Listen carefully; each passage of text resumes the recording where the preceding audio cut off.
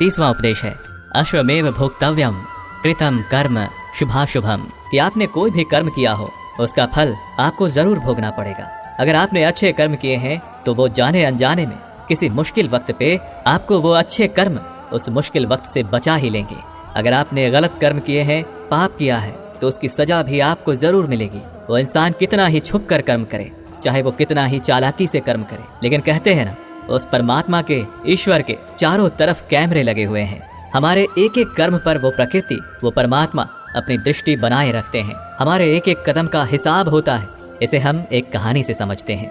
एक गांव में दो मित्र रहते थे। उन दोनों ने विचार किया कि इस गांव में हम धन नहीं कमा पा रहे हैं। वो दोनों धन कमाने के लिए शहर चले गए। कुछ वर्ष वहां रहकर उन्होंने काफी धन कमाया। फिर सोचा कि अब हम अपने घर वापस चलते हैं और हमने अच्छा खासा धन कमा लिया है। उस समय पे यातायात की इतनी सुविधाएं नहीं होती थी। वो अपने बैलों पर ही यात्रा कर रहे थे। चलते चलते मार्ग में रात हो गई तो उन्होंने विचार किया कि आज रात हम यहीं विश्राम करते हैं। एक मित्र ने कहा कि मैं यहाँ पर रहकर धन की रक्षा करता हूँ, तुम बाजार जाकर भोजन की व्यवस्था कर लो। जब वो मित्र बाजार गया तो उसके मन में पाप आ गया। उसने सोचा कि इतना पैसा हमने कमा लिया है, अगर मैं इसको यहीं जंगल में मार दूं तो सारा पैसा मेरा हो जाएगा, नहीं तो मुझे इसका आधा धन इसको देना पड़ेगा। मन में ये खोट आने पर उसने अपने मित्र के खाने में जहर मिला दिया और जब वो खाना लेकर के अपने मित्र के पास गया, उसका मित्र वो जहर वाला खाना खाकर वहीं पर उसकी मृत्यु हो गई। वो व्यक्ति सारा धन लेकर के अपने घर वापस आ गया। फिर उसके घर में एक पुत्र ने जन्म लिया। जब उसका बेटा पैदा हुआ तो वो बहुत ही बीमार रहता था। उसने अपने जीवन में जो कुछ भी धन कमाया था, उसका वो सारा धन अपने बेटे के इलाज में ही खत्म हो गया। बेटा बड़ा होता गया और इसका धन नष्ट होता गया। जब उसका बेटा थोड़ा और बड़ा हो गया तो उसके पिता ने पूछा कि बेटा, तू इतना बीमार क्यों रहता है, तू ठीक क्यों नहीं होता? मैंने अपनी जिंदगी का सब कुछ तुझ पर लगा दिया है, फिर भी तेरी तबीयत ठीक नहीं रहती। तो उसके बेटे ने बोला, कौन सा बेटा और कौन सा पिता? मैं तो तेरा वही मित्र हूँ जिसको तूने जंगल में जहर देकर मार दिया था। मैंने अपना वही हिसाब पूरा करने के लिए तेरे पुत्र के रूप में तेरे ही घर में आया हूँ। अब मेरा तेरा हिसाब बराबर, अब मेरा जीवन यहीं समाप्त होता है। तो गीता का उपदेश हमें यही सिखाता है। कोई अपने आप को कितना भी चालबाज समझता हो, होशियार समझता हो, लेकिन अगर उसने गलत कर्म किया है, चाहे आज नहीं तो कल उसे उसका फल भोगना ही पड़ता है। कोई भी व्यक्ति अपने किए हुए कर्म से बिना उसको भोगे कभी छूट नहीं सकता। गीता का 29वां उपदेश है कि आपके सारे दुखों का कारण किसी को अपना मानना है। आप कभी गौर करना, आपकी जिंदगी के सारे दुख, सारी तकलीफें, सारी चिंताएं वहीं से आती हैं जहां आपका अपमान होता है कि ये मेरा है, ये मेरा अपना है। यहीं से आपकी जिंदगी में दुख का आना शुरू हो जाता है। इसे एक छोटी सी कहानी से समझते हैं। एक व्यक्ति के पास एक बहुत बड़ा महल था। उसने जिंदगी भर की सारी संपत्ति लगाकर उस महल को बनाया था। आसपास के शहरों के कई लोग उसके महल को देखने आते थे। कई बड़े बड़े सेठ उसके महल को खरीदने की कोशिश करते थे। इसलिए वो महल उसका अहंकार हो गया, उसकी जीने की वजह था। उसका उस महल से बहुत लगाव था। एक दिन उसके महल में आग लग गई और वो कहीं बाजार गया हुआ था। जब वो घर लौट कर आया तो उसने देखा कि उसका महल तो आग में जल रहा है। अपने घर को आग में जलता हुआ देखकर उसे इतना दुख हुआ। उसने कहा, अगर ये महल नहीं रहेगा तो मैं भी जिंदा नहीं रहूंगा। अगर मेरा महल ही जलकर राख हो जाएगा तो मैं जीकर क्या करूंगा? वो भी उसी आग में छलांग लगाने की कोशिश करने लगा तो किसी दूसरे व्यक्ति ने उसे रोक लिया और कहा कि भाई, ये जो तुम्हारा महल है, इस महल को तुम्हारे कल बेटे ने किसी और को बेच आया है। जब उसे पता चला कि ये महल अब मेरा नहीं, किसी और का हो चुका है, तो उसकी सारी चिंता खत्म हो गई। जैसे और लोग उस जलते हुए महल को देखकर तमाशा देख रहे थे, वैसे ये भी खड़ा हो गया। इतने ही देर में उसका बेटा आया। वो अपने बेटे को देखकर बहुत खुश हुआ। उसे आशीर्वाद देने लगा कि तेरे जैसा बेटा तो बहुत भाग्य वाले माता पिता को मिलता है। तुमने तो मेरी जिंदगी बचा ही ली। आज इस घर में आग लग रही थी और तूने कल ही इसका सौदा कर दिया। वो अपने पिताजी से कहने लगा कि पिताजी, इस महल के सौदे के लिए बात तो करने गया था, पर सौदा कभी पक्का हुआ ही नहीं है। जब उसके पिता ने ये सुना कि अभी इस महल का सौदा हुआ ही नहीं है, तो वो दोबारा से फूट फूट कर रोने लगा और अपनी छाती पीटने लगा। महल वही है, इंसान वही है, लेकिन जब महल मेरा है तब वो दुख भी देता है, खुशी भी देता है, लेकिन जब वो मेरा नहीं है, उससे मेरा कोई रिश्ता नहीं है, तो सारे दुख खत्म हो जाते हैं। ऐसे ही जिंदगी में जब किसी जगह, किसी इंसान को, किसी रिश्ते को, किसी काम को हम अपना मान लेते हैं, मेरा मान लेते हैं, वो वहीं से सारे दुखों की शुरुआत होती है, वहीं से हर तकलीफ की शुरुआत होती है। तो श्रीमद् भगवद गीता का ये 29वां उपदेश यही कहता है कि आप जैसे ही किसी को अपनी जिंदगी जीने की वजह मान लेते हो कि इसके बिना तो मैं जी ही नहीं सकता, तो फिर वो चीज़, वो इंसान, वो काम आपको बहुत दुख देता है। दोस्तों, इससे पहले कि हम 28वें उपदेश पर जाएं, आपसे विनती है कि अगर आप इस वीडियो से कुछ भी सीख रहे हैं तो इस वीडियो को एक लाइक कर दीजिए और इस चैनल को सब्सक्राइब कर लीजिए। तो फिर चलिए आगे बढ़ते हैं। गीता का 28वां उपदेश है कि आज में जियो, फल की चिंता करना छोड़ दो। जो भी व्यक्ति अपने बीते हुए कल या अपने आने वाले कल में खोया हुआ रहता है वो जिंदगी में कभी खुश नहीं रह सकता। आपको जिंदगी में खुशी सिर्फ और सिर्फ तब मिल सकती है जब आप वर्तमान में जी सके, आज के आनंद को जी सके। बीते हुए कल और आने वाले कल का कोई वास्तविक अस्तित्व नहीं होता, वो सिर्फ आपकी बुद्धि और आपके विचारों में होता है। उसे सिर्फ आप अपने मन के अंदर और बुद्धि के अंदर जीते हैं। उसकी कोई वास्तविकता इतनी नहीं होती, उसे सिर्फ आप अपने मन के अंदर और बुद्धि के अंदर जीते हैं। लेकिन जिससे आप वास्तविकता में जीते हैं वो आपका आज होता है, वो आपका चल रहा पल होता है। अगर आप अपने मन और बुद्धि को अपने भूतकाल और भविष्य काल में अटका कर रखेंगे तो याद रखना आप कभी खुश नहीं रह पाएंगे। और अगर जिंदगी में खुश रहना चाहते हैं तो आज में और इसी पल में जीना सीखें। गीता का 27वां उपदेश है कि जो आपके साथ अधर्म करे, पाप करे, गलत करे, उसे दंड जरूर देना चाहिए। अगर आप उसे सहते हैं तो वो आपके साथ और गलत करता रहेगा। अगर आप उसे सहते हैं तो उसके पाप में आप भी भागीदार हो जाएंगे। अर्जुन श्री कृष्ण से कहने लगे कि जिनसे मैं युद्ध करने जा रहा हूँ ये सब मेरे भाई हैं, मेरे गुरुजन हैं, मैं इनके सामने कैसे हथियार उठाऊं, इनको कैसे मारूं? तो भगवान श्री कृष्ण ने अर्जुन से कहा कि जिन्हें तुम अपना मानते हो वो सभी अधर्मी हैं, वो पाप के पक्ष में खड़े हैं।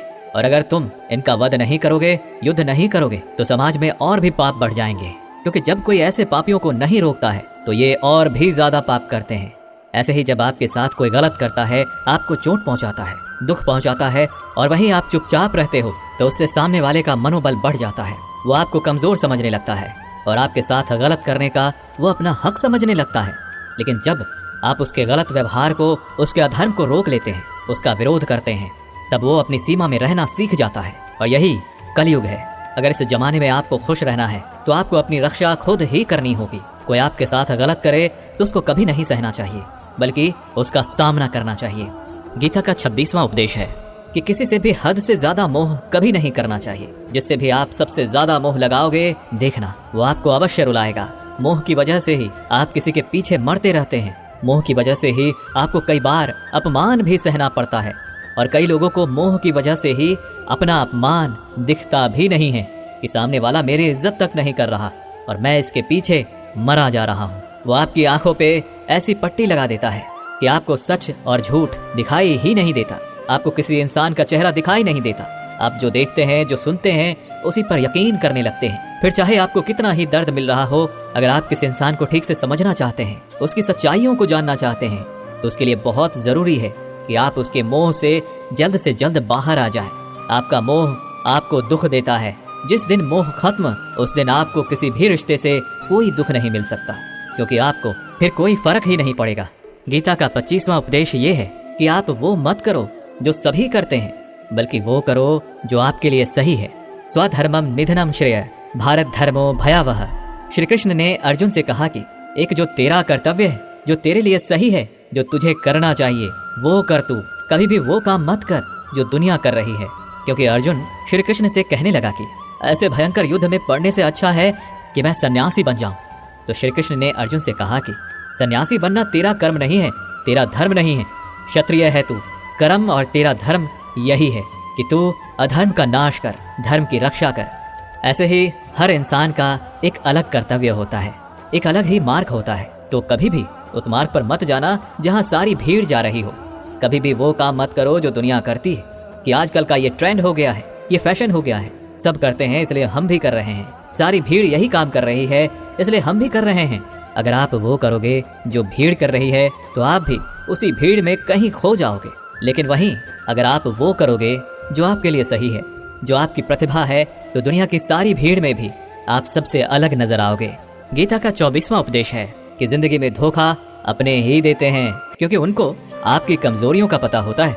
बाहर वाला आपको धोखा नहीं दे सकता, क्योंकि उसको आपके बारे में पता ही नहीं है कि आपको चोट कहाँ पहुँचानी है। लेकिन जो आपका अपना है, आपका खास है, उसे बहुत गहराइयों से पता होता है कि इसकी कमजोरी क्या है, ऐसा क्या करें जिससे इसको दर्द पहुंचाया जा सके, जिससे इसको हम नीचा दिखा सकते हैं, इसको चोट पहुंचा सकते हैं। ये कलयुग है, इसमें बाहर वालों से नहीं, जो हमारे अपने हैं ना, उनसे ही सावधान रहना होता है। महाभारत का युद्ध दो अलग अलग राज्यों में नहीं हुआ था, बल्कि एक ही परिवार के भाइयों में हुआ था। सभी आपस में एक ही वंश के लोग थे। कितनी बार दुर्योधन ने जहर देकर भीम को मारना चाहा, न जाने कितनी बार दुर्योधन ने पांडवों को जान से मारने की कोशिश की। वो उसका कोई पराया नहीं था, बल्कि उसका भाई था। सारी लड़ाइयाँ घर के अंदर ही होती हैं, बाहर कौन लड़ेगा? हमसे घर में ही सारे झगड़े होते हैं। तो आपको चोट सिर्फ वही लोग पहुंचा सकते हैं जो आपके अपने हैं। आपको धोखा सिर्फ वही लोग दे सकते हैं जो आपके अपने हैं। गीता का 23वां उपदेश है, जो इंसान अपनी रक्षा खुद नहीं कर सकता, उसकी रक्षा भगवान भी नहीं कर सकते।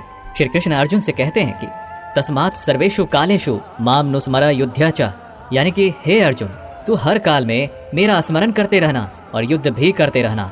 तो अर्जुन ने श्री कृष्ण से पूछा कि ये युद्ध तो कुछ ही दिनों में समाप्त हो जाएगा, लेकिन आप कह रहे हैं कि तू हमेशा मेरा स्मरण करते रहना और युद्ध करते रहना। हमेशा युद्ध करने का क्या मतलब है? तो श्री कृष्ण ने अर्जुन से कहा कि ये जिंदगी ही रणभूमि है। इस जीवन में सुख दुख आते ही रहेंगे और तुझे उनका डट के मुकाबला करना है। श्री कृष्ण ने ये नहीं कहा कि तू चुप करके बैठ जाना और मैं लड़ाई करूंगा। बहुत गहराई है गीता के ज्ञान में। हमारे जीवन की डोर भी संभाल के ईश्वर बैठे हुए हैं, लेकिन युद्ध हमें ही करना है। ईश्वर को याद करना है कि हे ईश्वर, मुझे शक्ति देना, मुझे समझ देना, मुझे बुद्धि देना, ताकि मैं अपनी जिंदगी की सारी लड़ाइयाँ जीत सकूं, मैं जिंदगी में सही मार्ग पर चल सकूं। लेकिन आपको अपनी लड़ाई भी खुद ही लड़नी पड़ती है।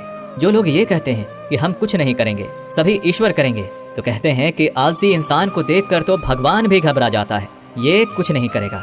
भगवान ने बुद्धि दी है, समझ दी है। ईश्वर आपको प्रेरणा देते हैं, शक्ति देते हैं, लेकिन आपको अपनी रक्षा स्वयं ही करनी पड़ेगी।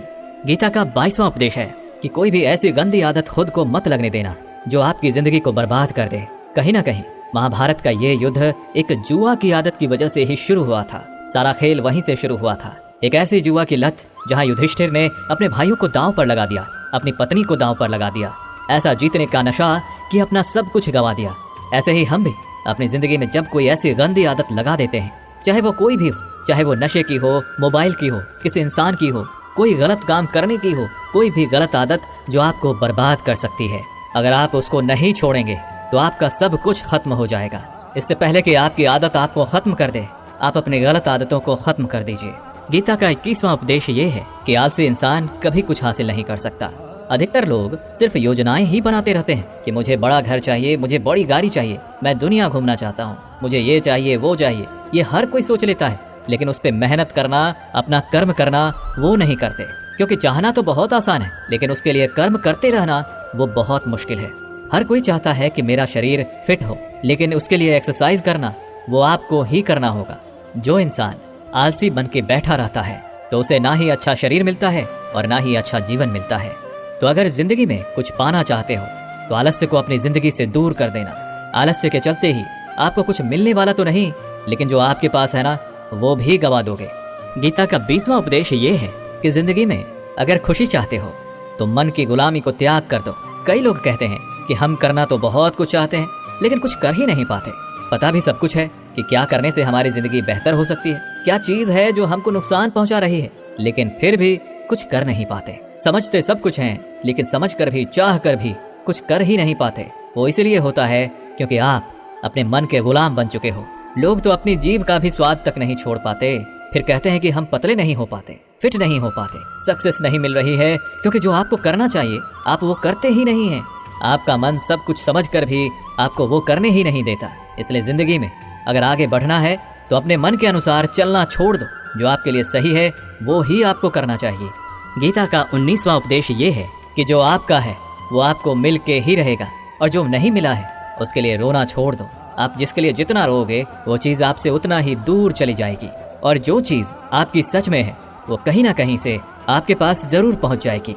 इसलिए जो आपको जिंदगी में हासिल नहीं हो रहा है, हासिल नहीं हुआ है, उसका पछतावा करना, उसके लिए रोना आपको बिल्कुल बंद कर देना चाहिए। गीता का 18वां उपदेश ये है, आप संसार में जितना प्रेम लगाओगे उतना ही जीवन में दुख और पीड़ा का अनुभव करोगे। गीता का 17वां उपदेश ये है कि जिस इंसान को बात बात पर क्रोध आता है, सुख और शांति उसके जीवन में कभी नहीं आ सकते। क्योंकि जो इंसान बहुत ज्यादा क्रोधी होता है उसके सारे मित्र उसे छोड़कर चले जाते हैं। वो अपने मन में भी दर्द में ही जीता रहता है, तकलीफों में जीता है।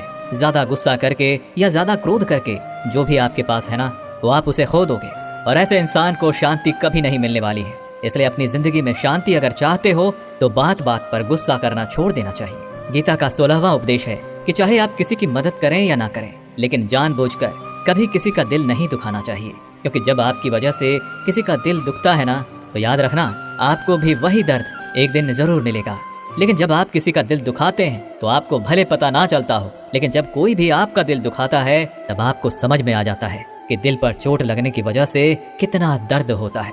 इसलिए चाहे आप किसी की मदद करो या ना करो, लेकिन किसी का दिल कभी भी नहीं दुखाना चाहिए। गीता का 15वां उपदेश ये है कि जो मुश्किल वक्त में, जो दुख के समय में आपका साथ दे, सिर्फ वही आपका अपना है। बाकी सब अपनेपन का नाटक करने वाले बहुत लोग होते हैं, बड़ी बड़ी बातें करने वाले बहुत लोग होते हैं कि हम आपसे बहुत प्रेम करते हैं। कोई भी दुख हो, कोई भी तकलीफ हो, हमें याद कर लेना। लोग दुख उठाने की बात करते हैं, लोग आने जाने की बात करते हैं, हाथ मिलाना तो ठीक से नहीं जानते और दिल मिलाने की बात करते हैं। जब सच में आपकी जिंदगी में तकलीफ आएगी ना, तब आपको समझ में आ जाएगा कि आपका साथ देने के लिए कौन खड़ा है और कौन भाग गया। क्योंकि उस समय पे सारे लोग भाग जाते हैं, क्योंकि लोगों को पता होता है कि ये व्यक्ति हमारे पास आया तो हमसे मदद ही मांगेगा और वो हमें कुछ दे नहीं पाएगा। लोग आपसे सिर्फ तभी रिश्ता रखते हैं जब आप उन्हें कुछ दे सकते हैं और आपसे उन्हें कुछ फायदा हो सकता है। लेकिन जब लोगों को ये पता चल जाता है, ये समझ में आ जाता है कि उनको आपसे कोई फायदा नहीं होने वाला, बल्कि उनको तो आपकी मदद करनी पड़ेगी, तो वो आपको दूर से ही देखकर भाग जाते हैं। इसलिए जो आपके मुश्किल वक्त में आपके साथ खड़ा हो, सिर्फ वही आपका अपना होता है। बाकी इस दुनिया में सब पराये होते हैं, क्योंकि सिर्फ अपना अपना कह देने से कोई अपना नहीं हो जाता। गीता का 14वां उपदेश है कि जो भी होता है अच्छे के लिए होता है, और जो हो रहा है वो भी अच्छे के लिए ही हो रहा है, और जो आने वाले भविष्य में होगा वो भी अच्छे के लिए ही होगा। वैसे ये बहुत गहरी बात है। कुछ चीजें जिंदगी में ऐसी होती हैं जो हमें लगता है कि मेरे साथ ही ऐसा क्यों हुआ, मेरे साथ ही होना था ये सब। लेकिन जब वो वक्त गुजर जाता है, एक दिन हमको समझ आ जाता है कि अगर हमारे साथ ये सब नहीं होता तो आज हम इस मुकाम पर नहीं होते। अगर मेरे साथ ये सब नहीं होता तो शायद हमारी जिंदगी और भी बर्बाद हो सकती थी। इसलिए अगर हमें ये समझ में आ जाए कि जिंदगी में जो कुछ भी हो रहा है वो सब अच्छे के लिए ही हो रहा है, तो जीवन में हमेशा खुश रहेंगे। गीता का 13वां उपदेश है कि हर काम को समझदारी से करना ही योग होता है। योगः कर्मसु कौशलम। कई लोग काम तो करते हैं लेकिन उन्हें हासिल कुछ नहीं होता। बहुत लोग कहते हैं कि हम तो मेहनत बहुत करते हैं, तब भी जिंदगी में सफलता हासिल नहीं हो रही है। लेकिन सच्चाई ये है कि बहुत कुछ करने से, बहुत मेहनत करने से आपको सफलता नहीं मिलेगी, लेकिन सही तरीके से, सही समझ के साथ काम करने से आपको जिंदगी में सफलता अवश्य मिलेगी। गीता का 12वां उपदेश है कि कभी भी किसी भी चीज की अति नहीं करनी चाहिए। कोई भी चीज हद से ज्यादा नहीं करना चाहिए। किसी से प्रेम भी हद से ज्यादा मत करना, किसी से नफरत भी हद से ज्यादा नहीं करना। हद से ज्यादा मीठा भी खराब हो जाता है, हद से ज्यादा कड़वा भी खराब हो जाता है, हद से ज्यादा आराम भी आपको बीमार कर सकता है, हद से ज्यादा खाना भी आपको बीमार कर देगा, हद से ज्यादा भूखा रहना भी आपको नुकसान ही पहुंचाएगा, और हद से ज्यादा जागना भी आपको बहुत ज्यादा नुकसान पहुंचाएगा। इसलिए जीवन को संतुलन के साथ जीना चाहिए। जैसे ही आप संतुलन को खो देते हैं, वैसे ही आपके जीवन में कोई ना कोई छोटी या बड़ी दुर्घटना हो जाती है। गीता का 11वां उपदेश है कि जिसे आप सबसे ज्यादा महत्व दोगे वो आपको कभी महत्व नहीं देंगे। आपने कभी गौर किया है कि आपका अपमान कौन लोग करते हैं? कि आप जिसे सबसे ज्यादा, हद से ज्यादा महत्व देते हैं। दूसरों की इज्जत करना अच्छी बात है, पर दूसरों की अगर बहुत ज्यादा इज्जत करेंगे तो उनकी नजर में आपकी इज्जत खत्म हो जाती है। इसलिए किसी को भी कभी भी अपना सब कुछ नहीं बनाना चाहिए कि तुम ही मेरे सब कुछ हो। जैसे ही आप किसी को अपना सब कुछ बना लेते हैं तो आप उसके लिए कुछ भी नहीं रह जाते। इसलिए लोगों को इज्जत उतना ही देना चाहिए जितना वो हजम कर सके।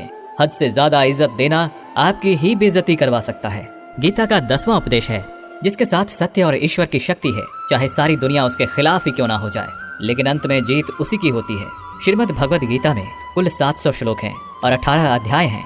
गीता का आखिरी श्लोक है यत्र योगेश्वरः कृष्णो यत्र पार्थो धनुर्धरः तत्र श्रीर विजयोर भूतिर ध्रुवानी तिर्म तिर्ममः।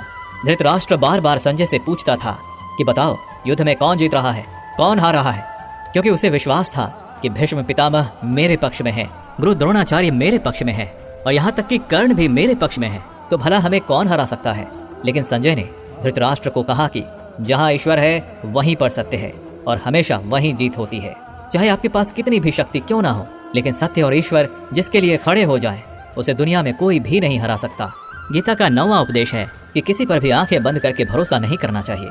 जैसे महाभारत की कथा में दुर्योधन ने कितनी बार षड्यंत्र करके पांडवों को मारने की कोशिश की, आग में जलाने की कोशिश की, और वो धर्म पर चलने वाले लोग बार बार उसकी बातों में आ गए। ये बात और है कि ईश्वर उनकी रक्षा कर रहे थे, पर जिसे वो अपना भाई समझ रहे थे, जिसे वो अपना सगा समझ रहे थे, जिस पे वो भरोसा कर रहे थे, वही उनकी मृत्यु करवाना चाहता था। इसलिए भरोसा करते समय अपनी आंखें जरूर खुली रखनी चाहिए। गीता का 8वां उपदेश है कि जीवन में वैसे तो लड़ाई झगड़े से बचना चाहिए, लेकिन जब बात आपके चरित्र, सम्मान और अधिकार की हो तो लड़ना भी चाहिए।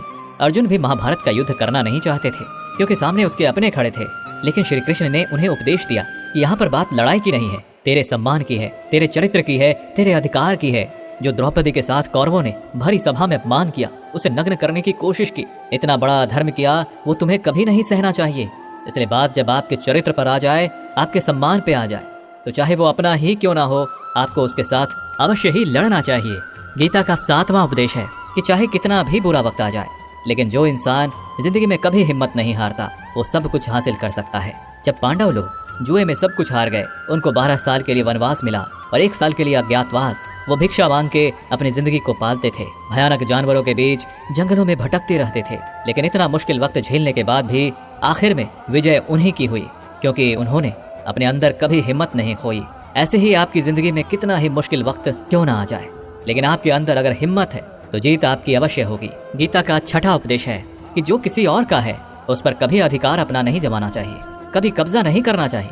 जब शकुनी ने षड्यंत्र करके पांडवों को हस्तिनापुर से अलग करवा दिया, एक राज्य दे दिया जहाँ की भूमि भी बंजर थी, जहाँ और कुछ नहीं हो सकता था, लेकिन पांडवों ने उस शहर को इतना सुंदर बना दिया, इतना वैभवशाली बना दिया कि हस्तिनापुर भी उसके आगे फीका लगने लगा। और उसके वैभव को और सुख को देखकर दुर्योधन अंदर ही अंदर जलता था, और इसलिए उसने कई षड्यंत्र करके उनका वो खांडव प्रस्थ भी उनसे छीन लिया। जो चीज उनकी नहीं थी उस पर भी कब्जा किया, तो उसका आखिर में परिणाम यही हुआ कि जो चीज उनके पास थी वो भी उसके पास नहीं रही, उसे गंवाना पड़ गया। इसलिए जो आपका नहीं है कभी उस पर अधिकार नहीं जमाना चाहिए। गीता का 5वां उपदेश है कि वो इंसान जिंदगी में सफल माना जाएगा जो अंदर से हमेशा खुश रहता है। बाहर से तो सभी खुश दिखाई देते हैं, लेकिन अंदर से इंसान अशांति से भरा रहता है। बहुत पैसा कमा लिया, कामयाबी हासिल कर ली, लेकिन वो कामयाबी असली नहीं है। असली कामयाबी तब मानी जाएगी जब आपका मन खुश रहता हो। गीता का 4वां उपदेश ये है कि आप जैसा अन्न खाओगे वैसा ही आपका मन और आपकी बुद्धि होगी। अब वैसा ही कर्म करोगे और वैसा ही आचरण करोगे। सात्विक अन्न खाओगे तो आपका मन भी सात्विक होगा, सात्विक व्यवहार भी करोगे, सोच भी आपकी अच्छी होगी। श्री कृष्ण ने भागवत गीता में सात्विक, राजसी और तामसी इन तीनों आहारों का विस्तार से वर्णन किया है कि क्या खाना चाहिए, क्या नहीं खाना चाहिए। पर इसका निचोड़ यही है कि जो मनुष्य सात्विकता से भोजन करता है उसे जीवन में सुख और शांति अवश्य मिलते हैं। गीता का 3रा उपदेश है कि बुरा इंसान कभी अपनी बुराई नहीं छोड़ेगा, चाहे आप उसके साथ कितना भी अच्छा चलो, वो आपको तकलीफें अवश्य ही देगा। इसलिए जो जैसा है आप उसके साथ वैसा ही व्यवहार करें। बुरे इंसान के साथ आप कितना भी अच्छा बन जाओ, वो कभी अच्छा नहीं बनने वाला। दुर्योधन जंगल में पांडवों को मारने के लिए गया था, लेकिन वहां पर भी लोगों ने दुर्योधन को पकड़ लिया। उसका मित्र कर्ण भी उसे छोड़कर भाग गया। वो भील दुर्योधन को मार देना चाहते थे, लेकिन युधिष्ठिर अपने भाई की रक्षा करने के लिए वहां पहुंच गया और उसके जीवन की रक्षा की। लेकिन उसके बाद क्या हुआ? वो हमेशा पांडवों को नुकसान ही करता रहा। इसलिए अगर कोई इंसान बुरा है उसके साथ आप ज्यादा अच्छा बनने की कोशिश ना करो, जो जैसा है उसके साथ वैसा ही व्यवहार करो। गीता का 2रा उपदेश है कि मृत्यु से डरना व्यर्थ है। हर व्यक्ति के मन में मृत्यु का भय होता है। इस संसार का जब से निर्माण हुआ है तब से जन्म मृत्यु का चक्र चला आ रहा है। ये प्रकृति का नियम है। इस सत्य को स्वीकार करके भय मुक्त होकर आज में जीना चाहिए। किसी को भी आने वाले पल के बारे में कुछ नहीं पता होता, लेकिन इस संशय में भयभीत रहने से जीवन नहीं जिया जा सकता। गीता का पहला उपदेश है कि जो इंसान अपने कर्मों को समय पे खत्म नहीं करता, समय की कद्र नहीं करता, उसकी जिंदगी का सारा समय व्यर्थ ही समाप्त हो जाता है, क्योंकि समय ही आपका जीवन है।